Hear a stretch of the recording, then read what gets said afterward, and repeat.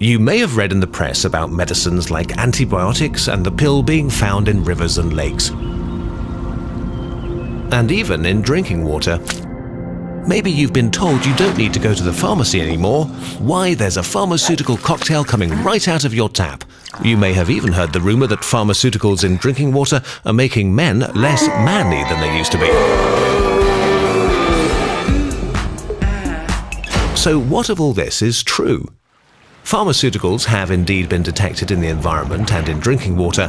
However, the stories about medicines in tap water affecting people's health are baseless and far from the facts.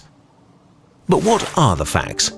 Detection methods have improved enormously, and we can now measure substances at levels up to 1,000 times lower than we could only 15 years ago.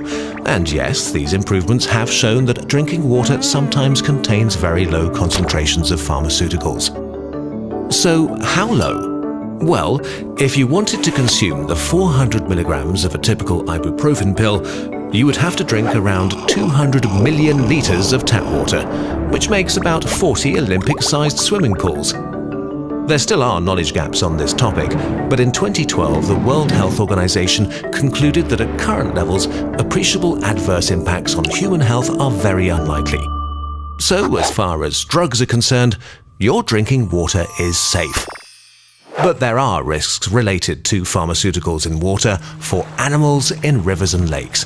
For instance, female hormones in the pill contribute to feminization of male wild fish, and low concentrations of an anti-anxiety drug have affected the behavior of carp, making them less social and eat faster, which makes them more vulnerable to predators. The unpredictability of these effects was shown in Asia. Vultures ate corpses of cows treated with diclofenac and died as a result. Populations fell by over 90%. So clearly, it's a good idea to reduce the input of pharmaceuticals into the environment. But how do human drugs get into the environment in the first place? When you apply medication on your skin, part of it will always wash off. And when you take drugs, some is absorbed or changed by your body, while some is excreted unchanged.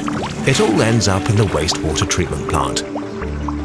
There are around 3,000 pharmaceutical compounds on the market, and treatment plants deal well with some and not so well with others. So some drugs always make it into the rivers, and some remain in the treatment sludge, which is often used as fertilizer in agriculture.